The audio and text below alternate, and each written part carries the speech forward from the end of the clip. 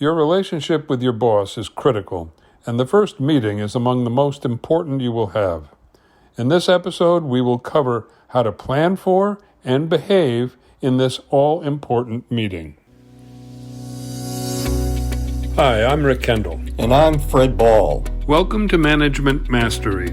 The purpose of these podcasts is to share what each of us has learned about good and bad management in our combined over 40 years of experience, both as managers and executive coaches.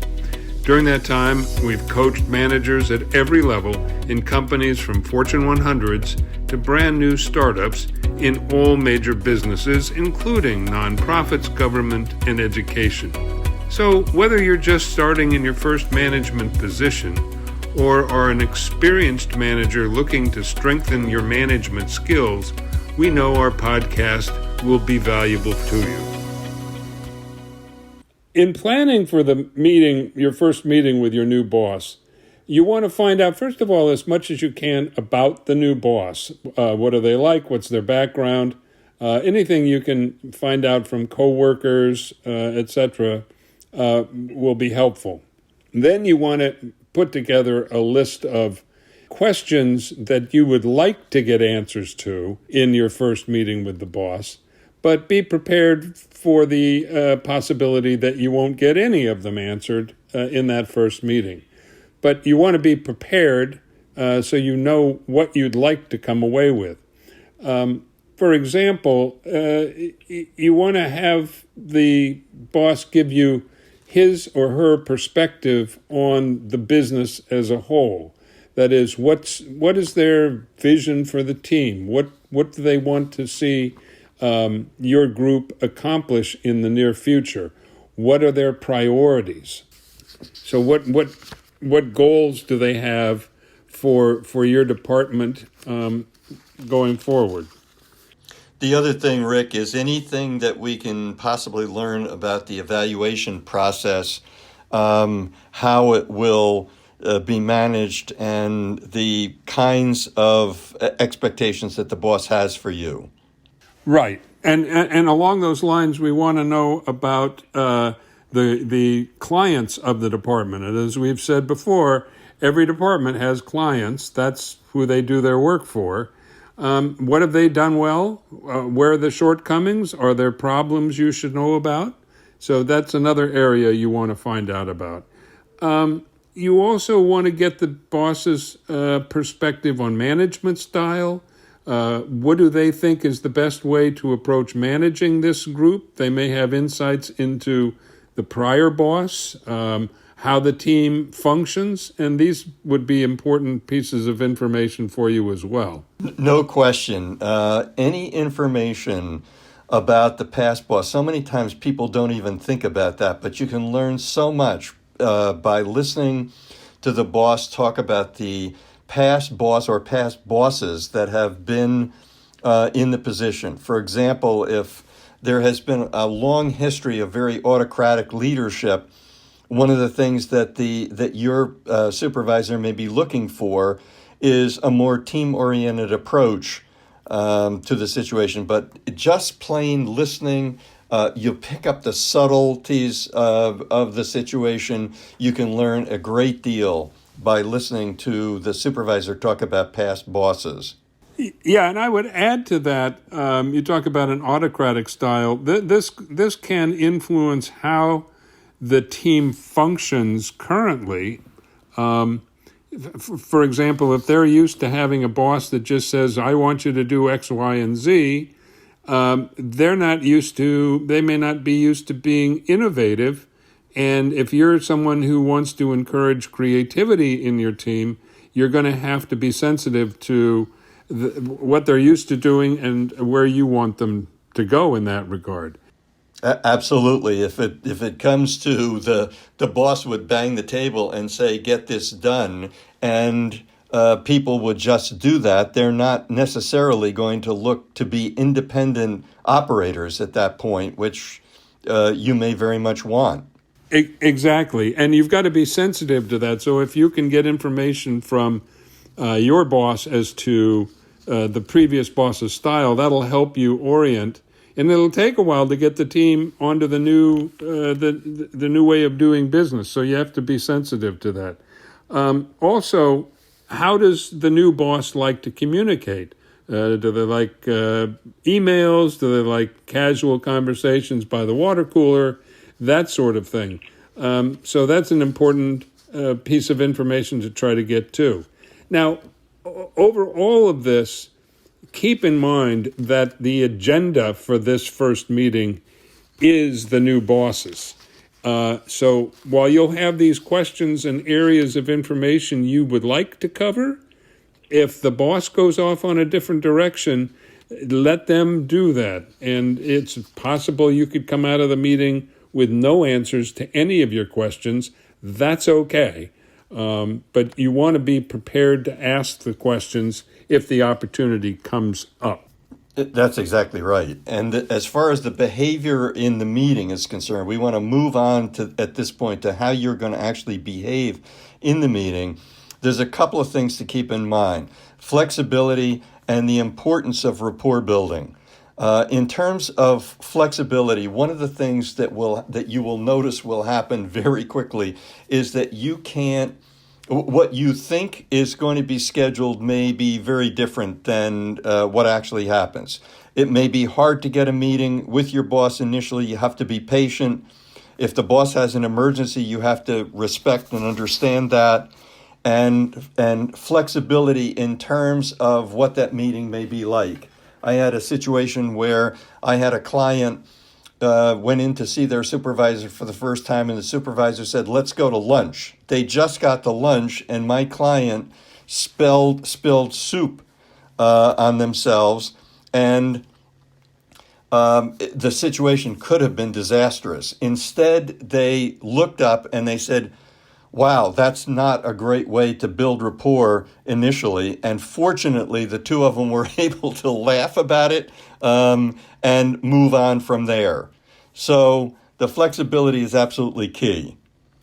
I can identify with that. I had a friend who, somebody I worked with, who the first meeting they would have with somebody, the first thing they would say is, "Tell me a joke." And the first time I had that happen to somebody, they were horrified. And after that, I had to tell people before I sent them in to meet with this person, this is what he might do. So be prepared for that. As you move in to meet the boss, you want to meet the boss with a smile, a firm handshake, consistent eye contact. You might want to thank them again for hiring you and tell them how you will work hard to be successful. And then you want to be involved in the rapport building process. And by that, what I mean is that you don't want to do anything to cut off the conversation. Some bosses will be more willing to have an initial time together to get to know you, and some bosses will be much more anxious to get right to the business. You want to make sure that even though you did all the preparation that Rick talked about, that you don't do anything to show the boss that you want to get through the rapport building and get on to the content. And the way to do that, continue the conversation. If the boss is willing to talk about their interests and their family, then be prepared to do the same thing. Yeah, Fred, on just on that, also, if you've done a lot of preparation, you've done a lot of background research on the department and the issues and all of that, you're going to want to show off that you've done that. Don't do that. Wait for the topics to come up before you tell the boss everything that you've learned. If it doesn't come up, you'll have another opportunity later. But you want the boss to drive the conversation, whether it's about personal issues, business issues, whatever. It's their meeting as far as you're concerned.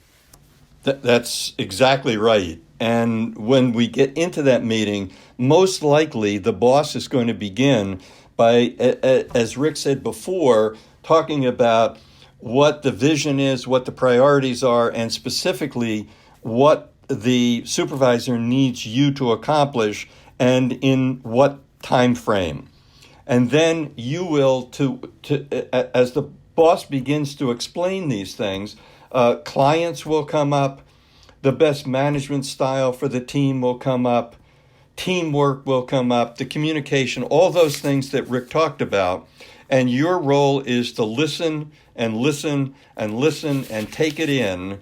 But because you've done the preparation, you will also be able to ask valuable questions of the boss. And once those questions come out, you'll be able then to conduct dialogue with the boss. And that's when you really begin to get success, is when the boss can say what they need, you can ask good questions, and as a result, dialogue comes from it. Right. And along with listen, listen, listen, I think I would also add look, look, look. And what do I mean by that? I mean, when you walk into the boss's office for the first time, you want to take in everything about it. I mean, are there family pictures? Is there sports memorabilia? Do they have a messy desk, a neat desk? All of those things will give you hints about the boss as a person and as a manager. And you just want to observe and take it in as much as you can. Just to repeat, you may not learn everything that there is to learn in this first meeting, but if you can walk out of that meeting and say, the boss and I did a great job of building rapport with one another, it's going to be a successful meeting. And just a couple of reminders. You want to make sure that you listen, and because listening is the most important skill in relationship building. You want to show confidence, but not overconfidence. You want to show an openness to new ideas, and you want to understand the boss's vision and how you can be helpful. One of the things that you may want to do is you may want to restate to the boss, if I heard you correctly, what you need me to accomplish in the first 6 months to a year is A, B, and C. After the meeting can be just as important as during the meeting. And by that, I mean you want to go somewhere quiet, your office, a conference room, wherever, and write down as much as you can about what happened in the meeting, what you learned, what questions got answered, what didn't get answered, what you want to follow up on, and probably also just if any assignments or deadlines or anything like that were covered in the meeting, you want to send a confirming email. You can have a thank you in there, obviously, but also my understanding is these are the things that you would like me to be doing in the next period of time. Also, you want to, maybe reiterate the how you're going to be evaluated on these tasks and what the criteria are going to be, what your boss's expectations are for the near future. And that thank you email to the boss is particularly important as well, to thank them for taking the time with you and reiterating that you will work hard in order to make both of you successful. In summary, we've talked about preparing for the meeting, your behavior in the meeting, and your behavior after the meeting. We hope you have found this podcast useful and will come back again for more management mastery.